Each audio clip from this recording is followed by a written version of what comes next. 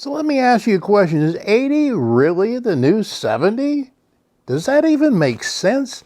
I'm 81 years old, and I got to tell you, I felt a lot better at 70. By this rationale, does that mean that 20 is the new 10? Or 30 is the new 20?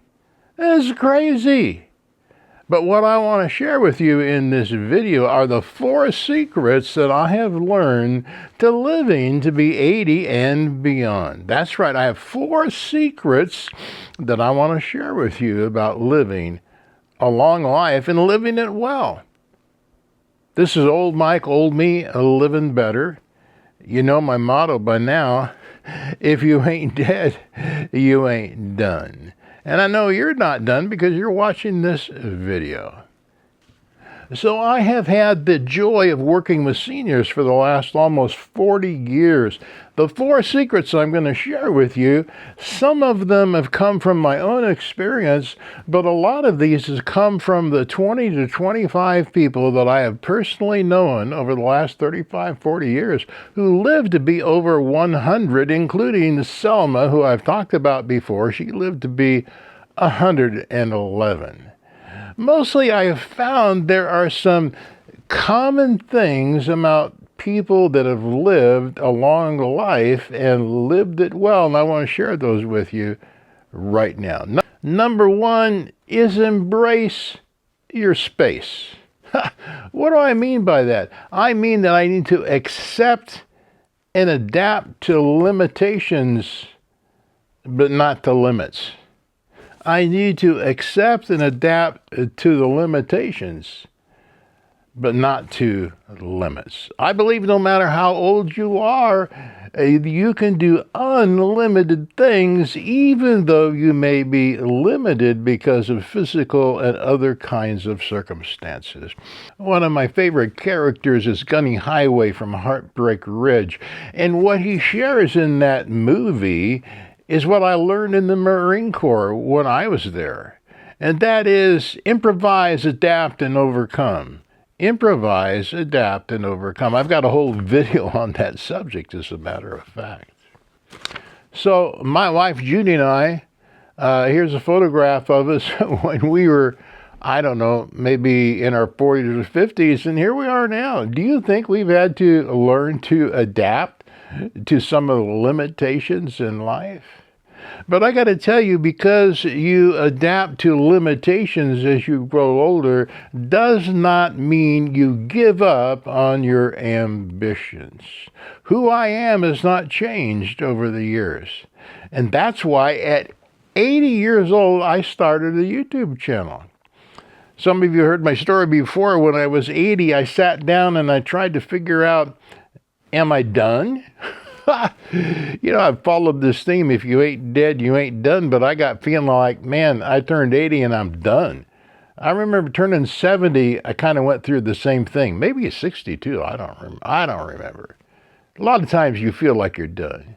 So I began to think through the process. I've had 2 great careers. I've owned a couple of businesses. I'm still working full-time, pastoring a church.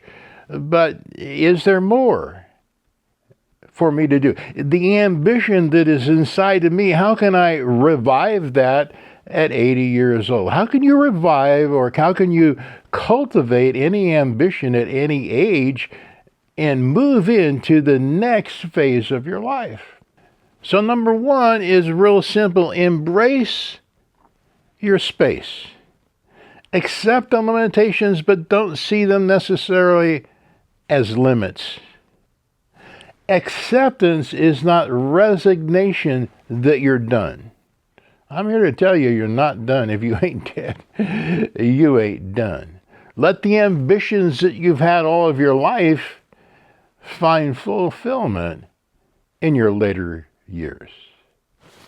Number 2 is replace loss with gain. Replace loss with gain.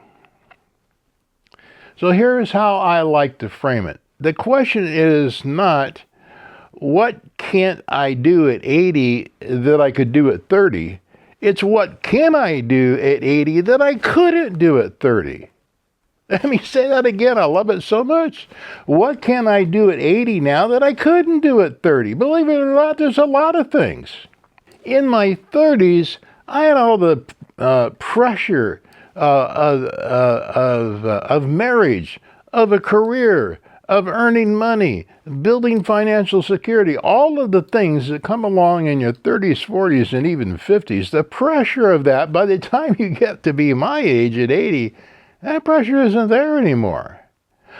The things that I can do now, I couldn't have done in my 30s because of all of the different things in my life. I like to look at it this way. It's content versus contentment. Now, you can be content at any age, I know that, but the drive in our 30s and 40s and 50s is to accumulate or establish my life for the future. Well, when you get to the future, when you get to my age, then you can enjoy the contentment of that. It gives you a whole different viewpoint, a whole different perspective on life. Now, one of the things that's been common to the people that I've known that have lived over 100 is that all of their childhood friends are gone. All the people they grew up with are pretty much gone. If you do not figure out how to replace some of the loss, remember, number 2, we're working on replace loss with gain. So I want to replace what I have lost in limitations and in other things. If I've lost friends, then I need to make new friends. Selma, who lived to be 111, on her 105th birthday, she talked about not having any friends at her birthday party that she had when she was a kid or when she was a young person. But guess what? You know how many people were at that birthday party? Over 200 people were at that birthday party. When she was 105, she had made a whole new friendship circle. And guess what? When it came time to pass the cake out for Selma's birthday, she put on an apron and she was passing cake around. How about that, 105? And some of us complain about how we can't even hardly get out of bed. I know we have different physical situations, but it's all a mindset. Selma was full of laughter and curiosity, and she was a great listener. So don't let our losses become a vacuum for depression and despair. When there's a loss, fill it up with something else. Fill it up with a new project. Fill it up with a new idea. Fill it up with a new journal. Fill it up with new friends. Fill it up with new opportunities. No matter how old you are, there are always opportunities available if you look for them. Number 3, and this is a critical one, it's live your purpose. Live your infinite purpose. Now, this idea comes from a wonderful book, The Infinite Game by Simon Sinek. He's the author of Start With Why. Both of these are tremendous books, and I encourage you to get both of these books. I'll leave links in the description below so you can get them. They're really worth the read. So having an infinite purpose is a remedy for retirement. Now, in my parents' day, when they retired, they were done. Yeah, they traveled a little bit, but you know what? They didn't live long after retirement. I mean, you can only take so many trips, right?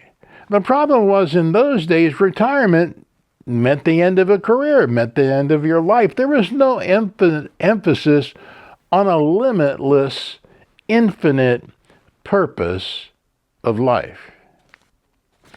When I retire from a career or a job or something, I do not retire from life.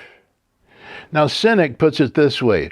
He describes finite goals as a basketball game. So you get in the game, you play the game, it goes for so many minutes, the game's over, you're done. You got to then go to the next game. It's like going from job to job or career to career or project to project.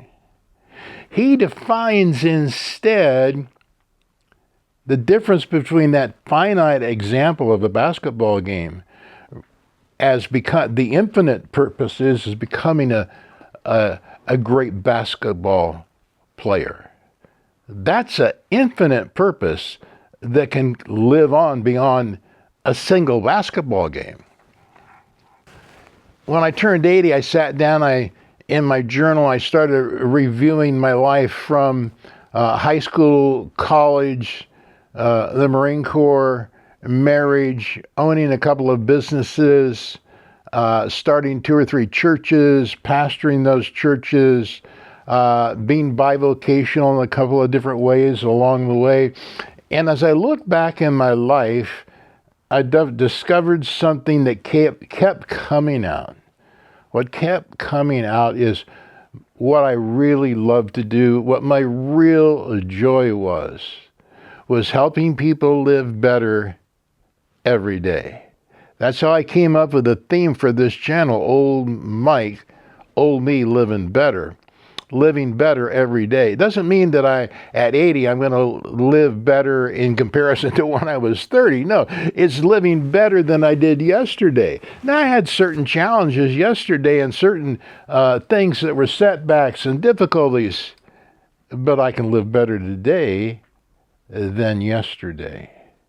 And I discovered that my infinite purpose is really about encouraging and inspiring people. No matter what I did, even from high school all through my life, as I look back on it, different letters and what people wrote in my high school yearbook, I was an inspiration. That's what I get on this YouTube channel. Thousands of comments on this channel from people like you that say they're inspired by my video. They're encouraged by my video. If I'm 80 years old and I can do this, I'm 50 and I can do it. It's amazing how I begin to see all the different letters and notes and things from my life. I saw my infinite purpose right before me. What's your infinite purpose? Why? What is your why? Why do you live? Why are you doing a YouTube channel? Why do you exist? It's a powerful thing that we need to be able to answer. I think that it's one of the keys to living healthy in old age, at any age, is knowing what my purpose in this life is and living it that way. I encourage you to get Sinek's book. You'll learn I know it's in sort of a business setting, but it's got tremendous personal applications. Also get the book Start With Why. Both of those together are really great books to encourage you to define your purpose in life. And that leads me to secret number 4, which I've already hinted about a couple of different times in this video, and that is to live better every day. What does it mean to live better every day? Well, what things are better with age? Here's my list: wine, cheese, leather, books, antiques, friendships, wisdom, and experience, art, and memories. They all get better with age. So, growing older is a mystery to me. In my church, I have 50 people that are 60 years old that look like they're 95 years old. I have people that are 95 years old that look like they're 60 years old. How is that even possible? Is it just genetics, or is it lifestyle choices? Is it their path in life? Who knows? But I know that beyond the physical is something that is more powerful. And I want to share with you a Bible verse that has been life-changing to me, to my seniors congregation, and to almost anybody that hears this principle. It's a principle that's beyond the Bible, but it happens to be found in the Bible. It's a principle that I found in my study of psychology and sociology. I am a sociologist. That's my degree. And it's a principle that is so simple, but so powerful. It is from 2 Corinthians chapter 4, verses 16 through 18. I'm only going to read the first verse. Here it is. Therefore, we do not lose heart. In other words, we don't get discouraged. Even though our outward man is perishing. In other words, we're getting older every day. Yet the inward man is being renewed day by day. I joke with my congregation all the time, you're the strongest, healthiest congregation I have ever pastored because you're the oldest congregation. You guys are all dying on the vine and wilting away, but inside you are giants. You are powerful inside. Now, recently I did a live stream and I asked the live stream, at the end of your life, whenever that is, would you rather have physical health or would you have mental health? Everybody voted for mental health. I did a funeral recently that was really sad. It was from a friend of mine who I'd known him for 20 years. On his 90th birthday, he did 90 push-ups. Now, he didn't do them all at once, but he did 90 push-ups on his 90th birthday. He was the most physically fit old guy I had ever met. He lived to be 98. He was still doing push-ups a few weeks before he died even. I mean, he ate healthy, he walked, he exercised. This guy was the picture of health. Only one problem. He was the most arrogant, difficult, ornery, grouchy old guy that you ever met. He burned all the bridges with his family. Nobody would talk to him. He had very few friends because of his personality. So, at his funeral, I tried to get one of the family members to read the eulogy. Nobody would do that. I said, how about a couple of family members, share a little bit about your experience, about his life. Nobody wanted to do it. Man, it was a difficult funeral, I got to tell you. So, I don't want on my epitaph that I did 90 push-ups at 90 years old and died at 91. And instead, I'd rather be like Selma, who died at 111, who was still doing crossword puzzles, carrying on great conversations, had a whole stream of people coming to her for her advice and wisdom when she was 110. 110. There was a long line of people who drew from her wisdom, from her experience, from her wit, and from her humor. So this Bible verse is very important. Don't lose heart if you have some limitations. I mean, that's just the way it is. Physically, we get worn down.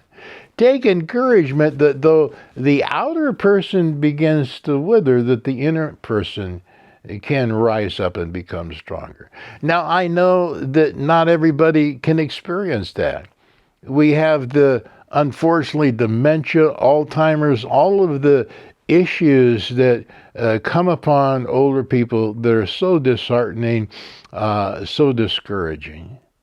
But to the best of our ability as we live, if we don't have one of those two problems, then if I'm not dead, I'm not done, and I need to keep my ambitions alive in spite of the limits that I may have. So the 4 secrets are pretty simple. Embrace your space, accept the limitations, but don't see them as limits. Replace loss with gain. Whatever you lose along the way, fill it up with something else. Number 3, live your infinite purpose. Find your real, if you haven't found your purpose by 80 or 90, that's okay. It's not too late to find it. You can sit down, ask your friends what they think of you, and you'll probably find your infinite purpose in there. They'll more than likely tell you. Lastly, live better every day. It's possible to live 1% better today than yesterday. Most of all, I want to encourage you, no matter how old you are, you can live better today than you did yesterday. So this is old Mike, old me, living better. I hope you're encouraged today. If you ain't dead, you ain't done. If you want to support the channel, I'd appreciate it. You can subscribe to the channel. You can buy some of my merch, my stickers, and whatever. All that's listed down in the description. You can buy me a cup of coffee. Sign up for my email list. Most of all, I hope today that you're encouraged. You'll embrace what you're going through. You will, as Gunny Highway says, you will improvise, adapt, and overcome. That's a call to action. Improvise, adapt, and overcome. I'll see you next time.